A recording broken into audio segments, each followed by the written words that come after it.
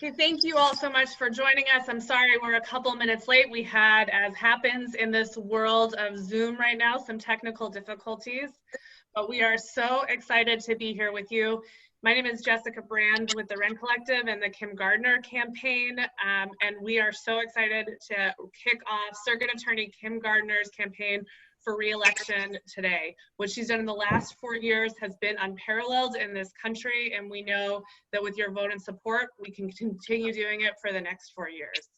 So without further ado, I'm going to kick it right over to Circuit Attorney Kim Gardner. Hi, everybody. I want to begin by thanking all of you for joining us today. We formally began my campaign to serve a second term as Circuit Attorney for the City of St. Louis. 4 years ago, I launched my first campaign to serve as your Circuit Attorney. I wanted to represent the people of the City of St. Louis.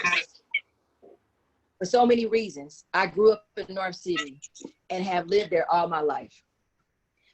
I grew up in the city and have lived there and seen firsthand the concentration of crime and poverty can ravage a community. I know the extent of devastation that violent crime can cause and how many people feel they just want to feel free from harm and feel safe. I understand the stigma and fear that follows you when a person who's a loved one is incarcerated. I know that families with their brothers, their sisters, their children and parents just wanted to be treated fairly and justly by the criminal justice system. I know that because I've lived it. I also knew, having served as an assistant circuit attorney, how harmful our city's way of addressing crime really was. I saw how mass incarceration devastated our community, but failed to keep us safe. I never wanted this job so I can repeat the failed policies and practices of yesterday's circuit attorney's office. I wanted this job so I can transform them. In response, the people of St. Louis came together in support of a new vision of our criminal justice system, a vision centered around the need for change, a vision that valued the voice of our community, and a vision that abandoned the failed policies of the past that focused on incarceration that did not protect us. Instead, voters demanded that our city follow a new path, one that actually advances public safety while promoting healing and community well-being and community trust. In 4 short years, despite constant pushback from a powerful few, we have taken enormous steps forward by making that vision a reality. We have dramatically reduced jail and prison incarceration. We have started programs that put in charge individuals on the right path and had helped our victims find closure and healing. Today, I'm asking you to allow me to continue my efforts by re-electing me to serve as your circuit attorney. This COVID-19 pandemic has really shown us just how really connected we all are. We can't focus on a single group of people, a single issue, a single event, and believe that by doing so, we will change and protect this entire community. Promoting the health and safety of people of the City of St. Louis is a goal we can only achieve by recognizing that we are all part of the greater whole and that we must work together. When first taking office, we set out to transform a broken criminal justice system that criminalized poverty, tore apart families, and undermined public safety. That system was based on policies driven by fear, not facts. But fear can lead us to push away others, deny their humanity, to focus on isolated negative outcomes, and to be preoccupied by assigning blame. None of these things help us improve or heal our city. Instead, our office has used evidence, research, and facts to guide us, not so we can point fingers or identify fault, but so we can move forward together and to heal our community that's broken. I am proud of the changes we have made to the criminal justice system in such a short time. We have increased fairness by addressing injustices that have created racial disparities, economic inequality, and prior police and prosecutorial misconduct.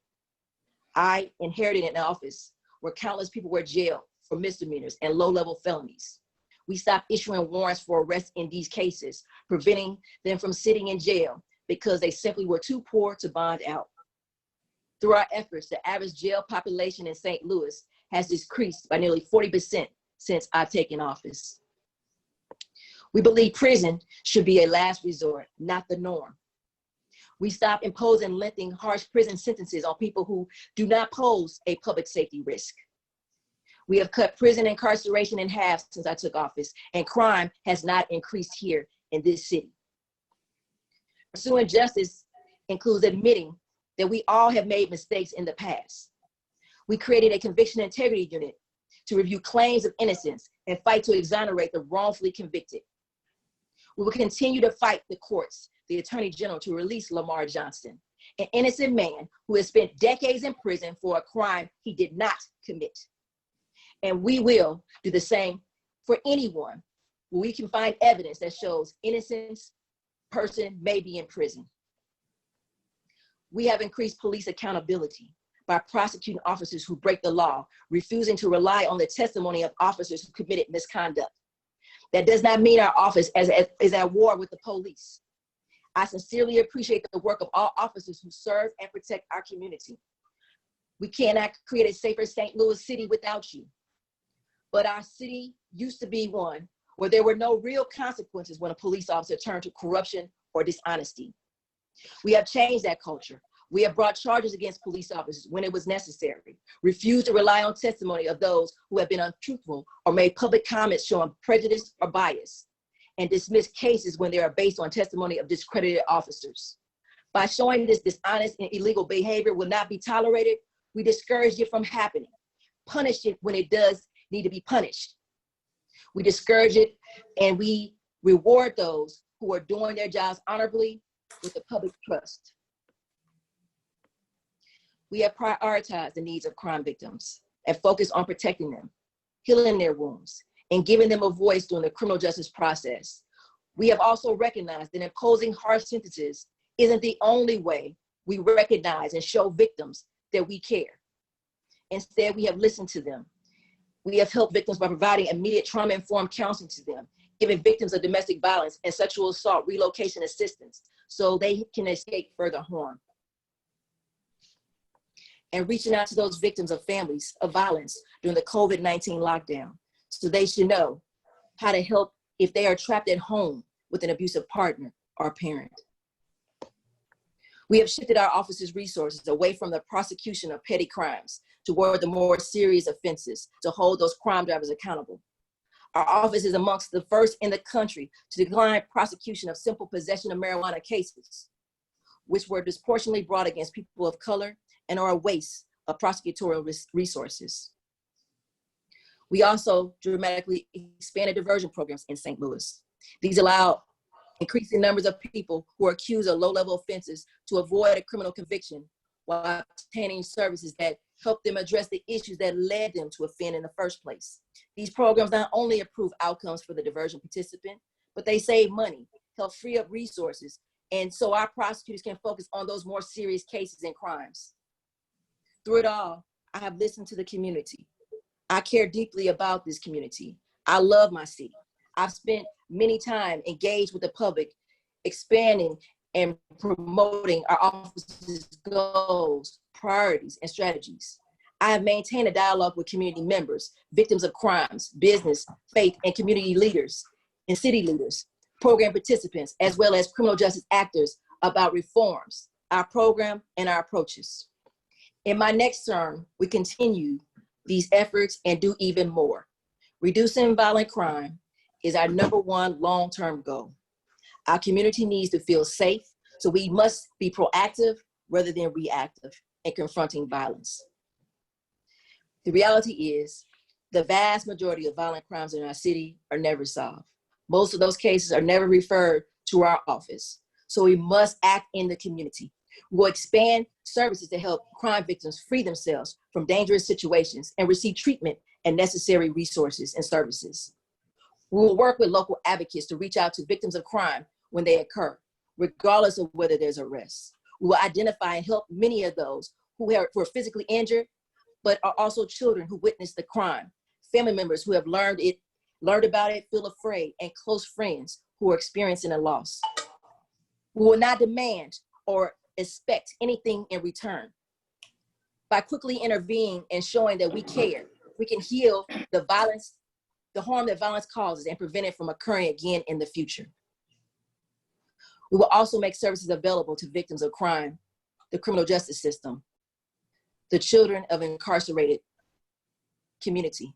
We will offer families of the incarcerated programs to address the emotional impact on children being separated from their parents, job training and placement, assistance for their caregivers, and take steps to preserve the family bonds between children and their incarcerated loved ones by advocating for child-friendly visitation conditions at the jails and free telephone calls.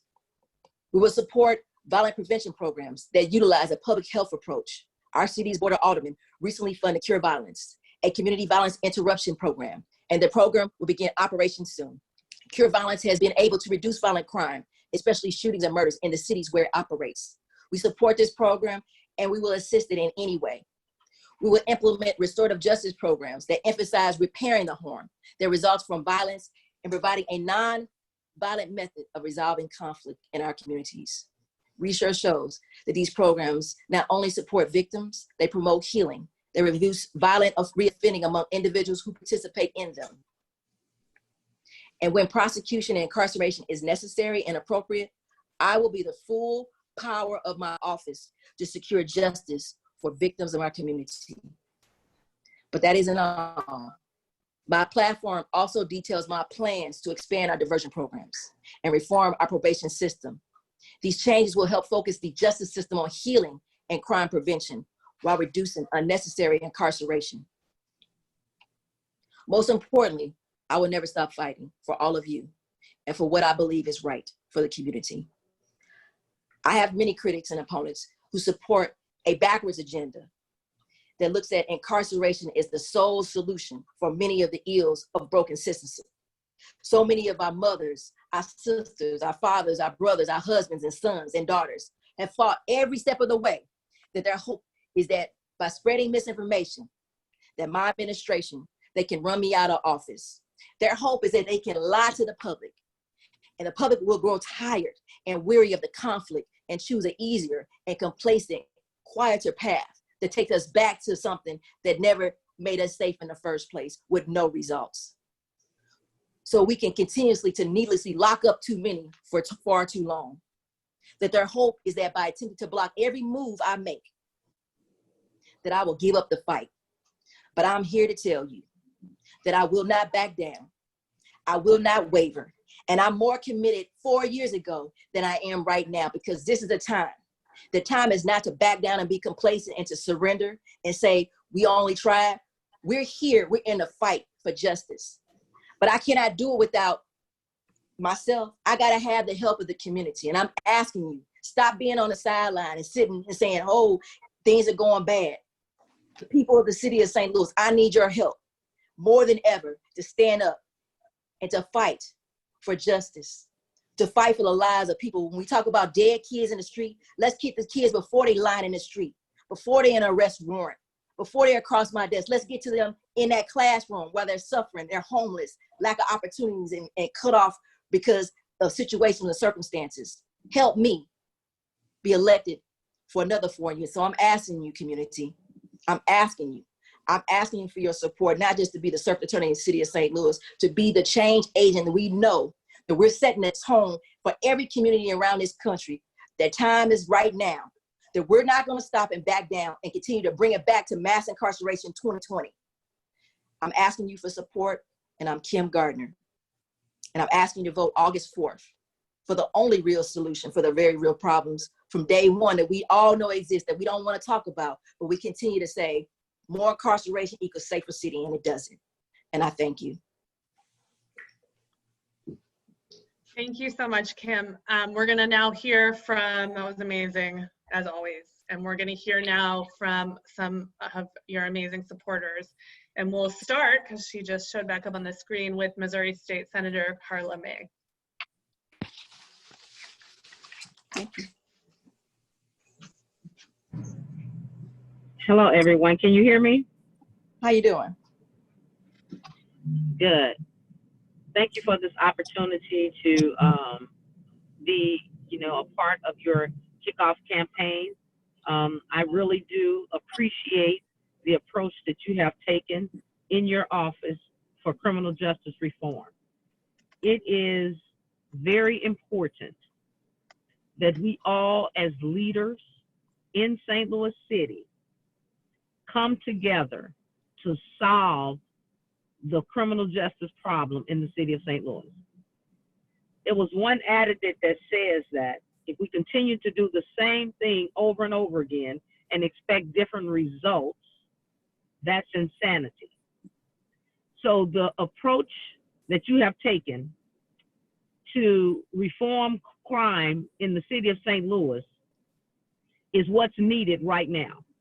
I too have grown up in St. Louis City, and this tough on crime approach has not solved crime in our communities. All it has done is broken families. All it has done has taken an approach that is not proven at all when you look at the research to be any effect on crime at all. So what I want to tell you is that, and anyone that is listening, is that it is time for us to all come together to support the new change. It's not for us to go backwards because we're comfortable with what was done prior. We can tell by the numbers and by the community that what was done prior has not worked. And so I'm in support of your candidacy. I'm here to help this campaign. And I'm asking for all the residents of the city of St. Louis to understand that it's okay to accept change, and that change is possible, and that change is not always easy, but change is necessary. Because if we're going to heal the ailments that has taken place in the city of St. Louis, it's going to come more than with the criminal justice system. We're going to have to heal the problems of failed leadership in the past when it came to communities of poor and economics. When you're denying resources to these communities, you're festering crime in these communities. So we have to partner with the change that is happening in the circuit attorney's office in order to see the city of St. Louis move to another level. So I applaud your efforts. I applaud your courage. I know this has not been easy, but change never comes easy. And we know that, because if change would have came easy, the civil rights movement wouldn't have had to happen. So thank you very much for this opportunity to be with you in your campaign kickoff. And I look forward to moving forward and campaigning with you all the way to August 4th. Thank you, Senator. I appreciate you. Thank you, Senator. Now we're going to go to Ms. Rogers, the president of the Organization for Black Struggle. So thank you I'm honored to be a part of the launch of the campaign. Have been with the campaign from the very beginning. Some of us knew and experienced the integrity and principledness of attorney Kim Gardner while she was serving in the state house. And so it was no surprise as to what we were getting when we elected her as circuit attorney of the city of St. Louis. One of the reasons that Kim was elected with such a community mandate is because our community was sick and tired of being sick and tired. We were sick and tired of our families being destroyed, of the corrupt and disregard and blatant racism in the application of the laws in the circuit attorney. And for the Organization for Black Struggle, who's had a 40-year experience with the circuit attorney's office, we experienced this firsthand as we attempted to help victims, particularly those of wrongful conviction based on prosecutorial misconduct that came out of that office. So we were committed wholeheartedly to change, and that change came in the form of circuit attorney Kim Gardner. And in spite of all of the attacks, the underminement of the authority of her office, she still has made progress. And to me, that's just phenomenal. Her resilience and courage is exactly why we need her to be there for another 4 years. And we need to, as a community, eliminate those obstacles that have been put in front of her that keep her from doing her job in the exemplary way that I know that she wants to do it. I and the Organization for Black Struggle are committed to this campaign. We will win April 4th, but we need the community to rally and rally in a way that they never have, because this is going to be a referendum for us in terms of what kind of change we want to see going forward. And so I think we have to step up.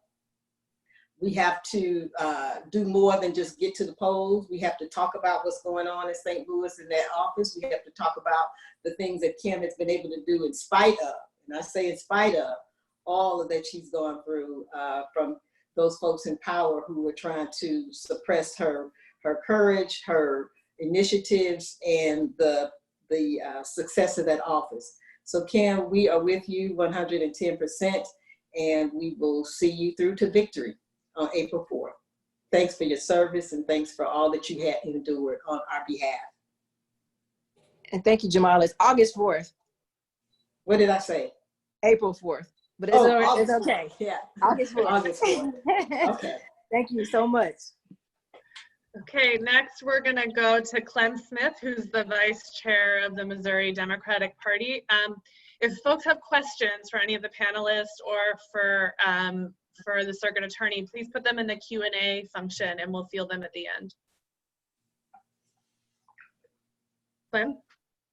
Hey, hello everyone. I hope everybody's remaining safe and staying safe out here with them and their families, because this pandemic is still going on. Where do I start? Me and Kim met each other in 2012, but it seems like I've known her a lifetime, because sometimes political years can be like dog years. I think you can kind of get that. We met actually in the Missouri legislature. We're both state reps at the time. And I knew early on it was something different and something special about Kim, but it took me a while to kind of figure it out, because that's how it is in the legislature. Because, you know, you can have somebody campaign on something, but then you meet the real person and you really see their true intentions. But I knew early on, one thing about Kim was her authenticity. The same person she was when she was running and knocking on doors, and her platform is the same thing she continued to do in the state house. I stood by her many a day on that house floor as she supported and sponsored bills that would help with voting rights expansion, violent crime prevention in St. Louis City, and the expungement of certain crimes, things that have been holding back our communities. I'm a resident of St. Louis County now, but was born and raised in St. Louis City. My family, the bulk of my family still stays there, and is also incredibly supportive of Kim Gardner as well. The same attitude she had in the state house, the same thing she supported, the community first attitude she had in the state house, she's brought to the office of circuit attorney. And we've seen that time and time again. And I think some of that changing to something new that's going to help the people, help the community, is one of the issues. We've seen some of these problems come her way, but I see it as you're doing something right, and there are folks who are used to the status quo, and they're against that. That ties into the second part, is the independence. Kim will not allow entrenched special interest groups to control the prosecutor's office. Everybody has what they're supposed to do. Everybody has a lane to be in. And she is very comfortable and has been doing a great job in the lane as a prosecutor in the office. There are some folks who want it one way, and that one way is their way. But Kim won't do it that way. She's going to do it the people's way, and we've seen that time and time again. St. Louis City has been better with a progressive prosecutor in the office of circuit attorney. Kim has been that person that has made St. Louis better. We have to continue to wrap our arms around her and ensure her success in office. People spoke loud and clearly 4 years ago, and I believe they will do it again with our support. So thank you for allowing me to speak. We've all got work to do, and let's get Kim reelected to office. Thank you. Thank you, Clem. Appreciate you. Okay, now we'll move to Lou Moy, who's the president emeritus of the Coalition of Black Trade Unionists. Yes, that's right. President Emeritus of the St. Louis chapter. I too, like others, appreciate participating with you today, Kim. I live in the 21st Ward. Same house, same street, approaching 45 years. Gardner grew up and lived in the 21st Ward. Kim is what we call 21st Ward tough. I have watched her grow politically as a Missouri state representative, where she was a staunch supporter of working families and their unions against the many attacks by right-wing corporate interests and the Republican Party. She was and is a staunch fighter against the so-called right to work for less laws to destroy unions. Kim's tenacity and courage and strength carried her on to victory in 2016 to win a tough campaign to become our circuit attorney. Kim ran on a campaign platform to reform the corrupt, failed, and rigged St. Louis criminal justice system and to hold policemen accountable for crimes and behavior issues. CBTU stands with Circuit Attorney Kim Gardner and support all of her reform efforts and re-election campaign. We are proud of Circuit Attorney Gardner's stance and action taken that no one is above the law, including governors and those who are paid with taxpayers' monies to police our streets and communities. We live in the communities where our justice system failed to protect our rights as citizens. Our families and friends are often victims of our failed criminal justice system. The racial profiling, bad policing, and mass incarceration does not stop at our doors because we are union members. We are victims of our failed criminal justice system. Mike Brown's mother was a member of UFCW Local 655, yet he still was an unarmed victim of a police shooting. That is why we are also calling on labor unions, progressive friends, faith organizations, community organizations, and voters to volunteer for Kim and vote for Kim.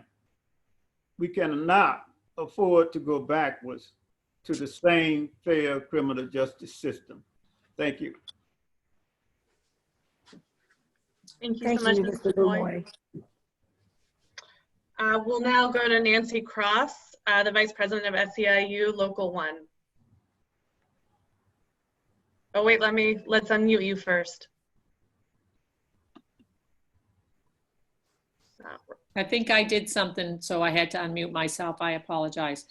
Hi, as Jessica said, my name is Nancy Cross, and I'm the Vice President of SEIU Local 1 in Missouri, and I really appreciate the opportunity to speak on behalf of our members, about 2,000 between Healthcare Missouri and the Local 1 members in the city of St. Louis proper.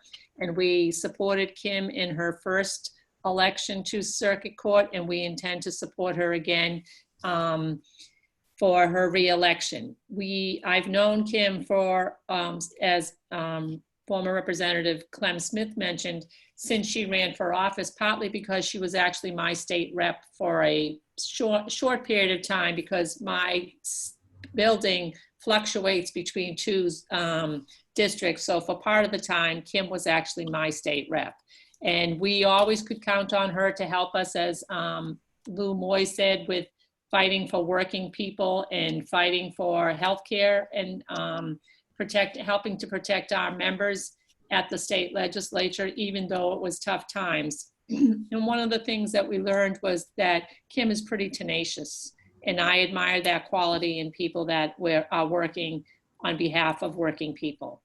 The reason that we are so supportive of Kim, when it was an open seat after Michael Brown was murdered, the SEIU as a whole stood back and took a look at the way we function as an organization and what we consider to be our priorities. We have a lot of members of color, and we have a number of white members as well. But how we were going to show up in that moment and going forward with the number of murders that happened after that was very important to us, that we weren't just going to put stuff on paper and walk away. So we had a task force for a couple of years. We still have a national racial justice committee, and we've been working slowly, inch by inch, trying to make things better for our members. And part of that is restructuring the judicial system so that it is more fair and equitable to everybody that is involved in the system and doesn't favor one group over the other. So when the election time came, Kim was a natural choice for us because she was speaking to a lot of the issues that our members had raised. Our members have been victims of the judicial system. They have been proponents of the judicial systems, and sometimes they're opponents of what the judicial system is, depending on what's happening with them. We've had a number of members who have had family members murdered in the last few years, either by gun violence or by police violence. So in our minds, this is the way for us to go and continue going forward in the next 4 years. We don't expect miracles on a first term. It takes more than 4 years to rewrite the ship and move in a different direction. So we are very happy that Kim has decided to run for re-election, and we support her 100%. We will be asking our members to come out and work for Kim in the ways that we can, given that many of our members are unequally hit by the coronavirus as well. So we're trying to come up with different ways for our members to participate in the process of elections and up to that point. And the one thing I wanted to say is that I think Kim has been very courageous in the face of adversity, and we're really happy to support. I'm on this call, but I'm speaking for all of SEIU in this region, and I'm looking forward to working with all of you as we move forward to get Kim elected on August 4th. Thanks. Thank you, Nancy. Thank you. You're welcome. Next, we'll move to Zaki Baruti, the president of the Universal African People Organization. Unmute you really fast. Oh, am I on now? Yeah. Okay, first and foremost, our organization is honored to be on this lunch for re-election of Kim Gardner.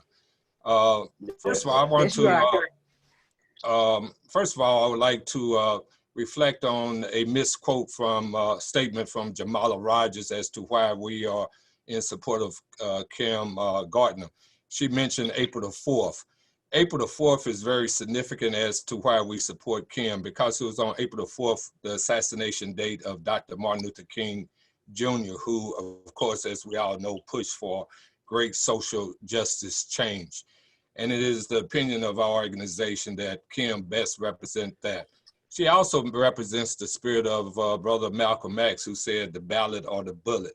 And she best exemplifies that because through the ballot, the masses of people in St. Louis City had expressed a deep desire for social justice. And it is in that spirit why we are in support of Kim. Also, our struggle for justice as an organization also goes way back to early 1992 with the effort of Albert Walton to become circuit attorney, as well as Donnell Smith and Gerald Christmas. So she personifies that historically with her election. And we cannot go back as far as losing the momentum for this kind of change. So we urge everybody who believe in justice, who believe in fair play, who says that it is time out for the ongoing murder and brutality of our people by rogue police officers that need to be put into check. That there needs to be diversion programs for folks who have the first time offenses in terms of violations for wrongness that they may have committed. So that's why we stand for Kim, and we're encouraging all of our members and all of the St. Louis community to turn out in massive numbers, to say no to corporate interests that would like to remove her from office, that says, no, that will not be. So we say re-elect Kim Gardner. August the 4th of 2020 for social justice. Thank you, Mr. Zaki. And last but not least, we have Reddit Hudson, who is a former St. Louis police officer, co-founder of the National Coalition of Law Enforcement Officers for Justice Reform and Accountability. Who I am having difficulty unmuting to go with the theme of the day. There we go. Can you hear me? Good afternoon, everyone. I've had an opportunity to work all over the country with people who are doing criminal justice reform, and I'm honored now to have the opportunity to work with Kim Gardner in her diversion program. It is an extraordinary program that is helping people by giving them resources and second opportunities, as opposed to just dumping them into the cages that hold so many of our people across this country. The thing that stands out to me, and I mean stands out to me, if you had the opportunity that I have to work with her every day, is her absolute dedication to her community and her remarkable courage. Her remarkable courage, man, it is extraordinary. I've worked with leaders all over this country who are fighting, the people who are up there with George Floyd right now, the leaders up there, I've worked with them. Her courage stands out, and I mean she has faced down powerful, organized, committed opposition.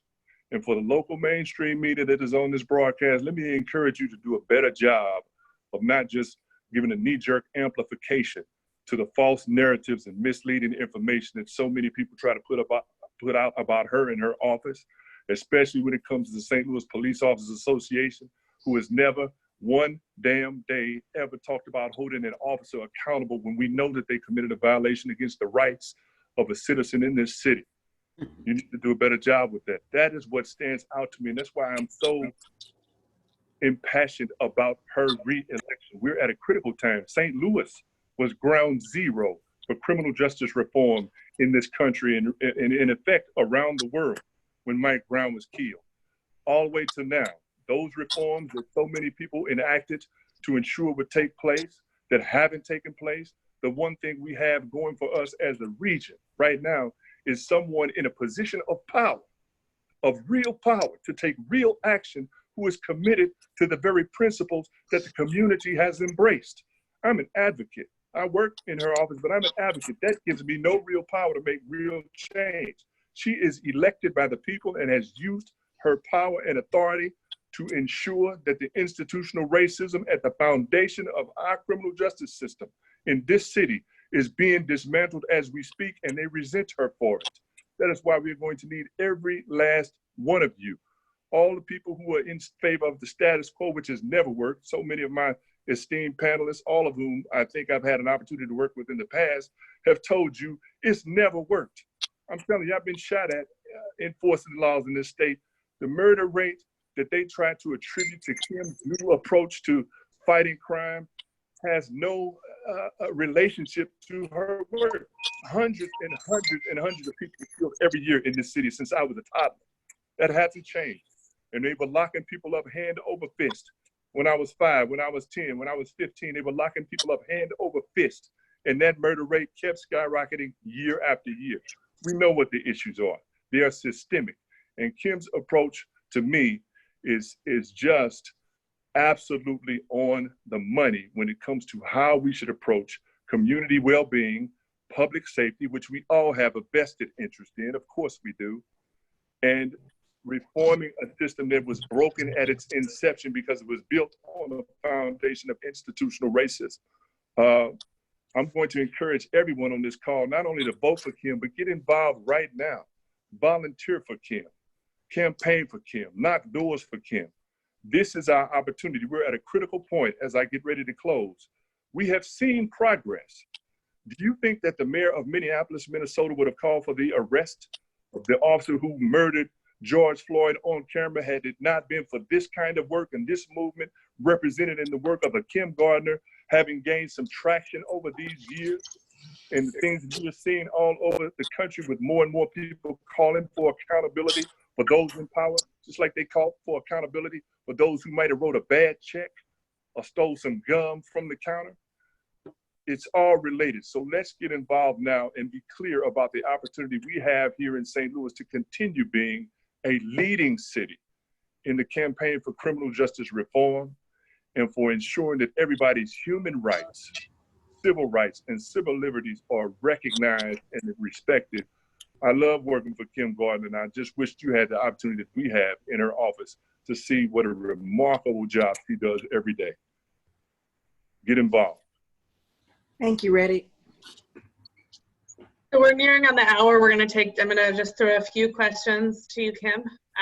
So the first from Joel Courier at the Post-Dispatch, who has a lot of questions. We'll try to get to as many as we can, Mr. Courier.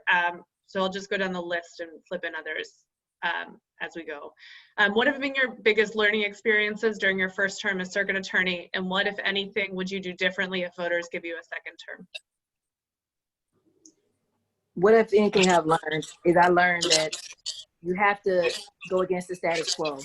You have to build relationships with people who want change. But there's a lot of people who want to hold on to keeping things the same. So that's one thing I learned, and you got to keep pushing forward. But one thing that when people talk about change is to continue to push further, continue to push harder. And that's why I needed to be reelected, because that's what I learned. You can't back down, and you can't be afraid of naysayers and people telling you not to do something was right. Because in the end of the day, it's about justice. And justice sometimes makes people mad in the community. Justice sometimes makes people mad in law enforcement. Justice sometimes makes people mad inside that court. But at the same time, you can't listen to people telling you now's not the time. Because I stand on the backs of people who fought when the laws were working against groups of people.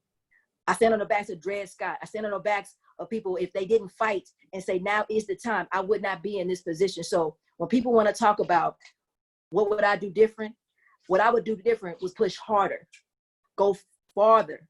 And that's what I want to continue to do.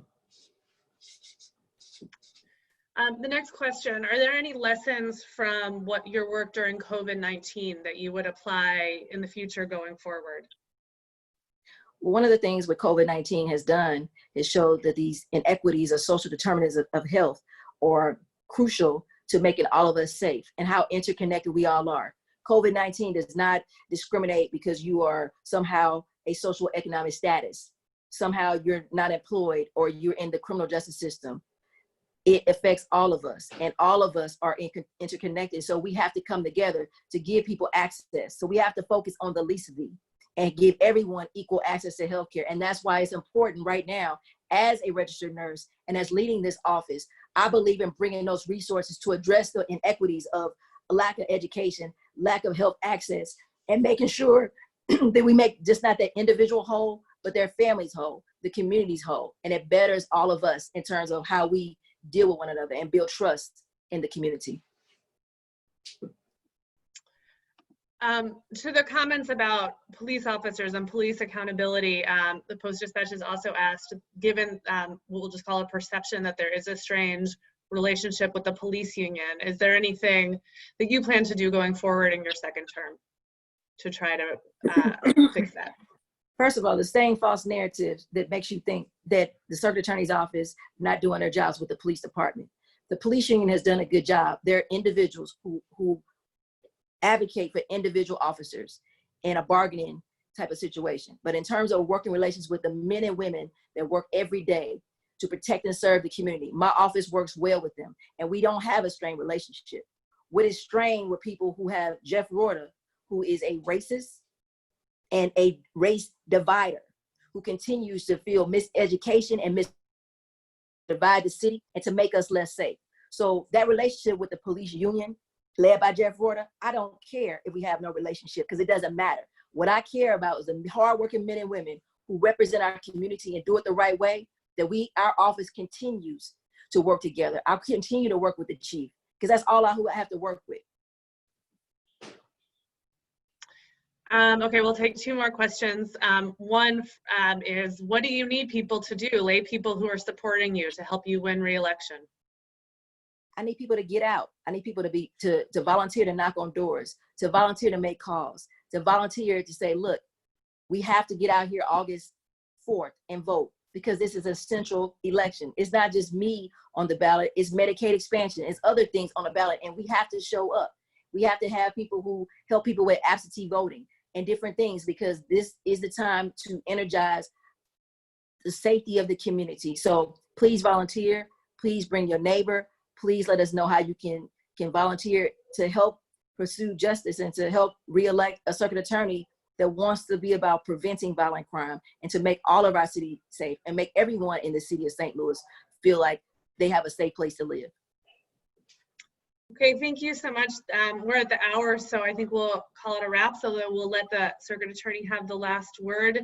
If folks need video footage or if they have other questions, please direct it to us. Please go to her website, which we put in the chat, where you can check out more of her platform. And then Circuit Attorney Gardner will let you wrap everything up. I just want to say to all the esteemed panelists for supporting me, specifically Lou Moy.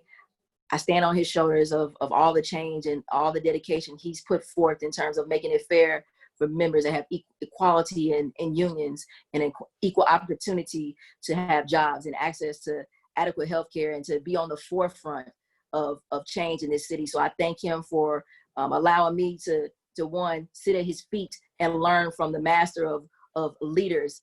I thank Ms. Jamala Rogers for being an advocate for decades and learning from her and learning how to do it right, her and her husband.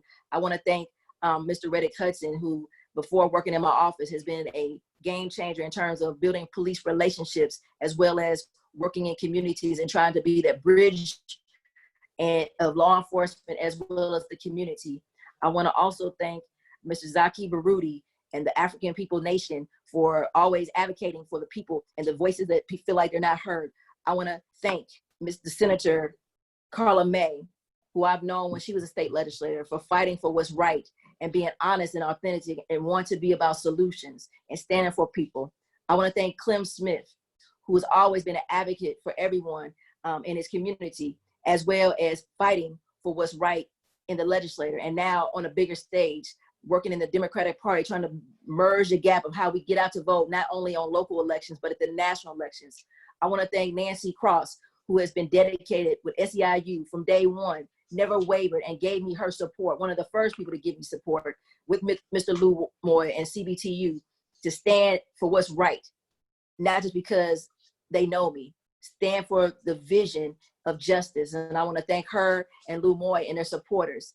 And I want to thank everyone who has been on the front line and everyone who is about the people. And I want to thank the people of the city of St. Louis who understand I'm the people's representative. This is just you embodied in me, and you told me to do these things, and I've done them. And I want to continue to work further to put those reforms that we all know that makes us safe. So I thank the people of the city of St. Louis for allowing me to have that platform to push their agenda. And I just want to thank my team. Thank you to everyone here, everyone inside my office who does the hard work and is about, not about who's in the office, but it's about caring about the community. And I want to thank the police and the police department, those that do the right thing and protect and serve our community. I thank you, and I look forward to winning again. And please vote August 4th and come out and support Kim Gardner. Thank you all, and everybody have a great afternoon. Vote for Kim Gardner.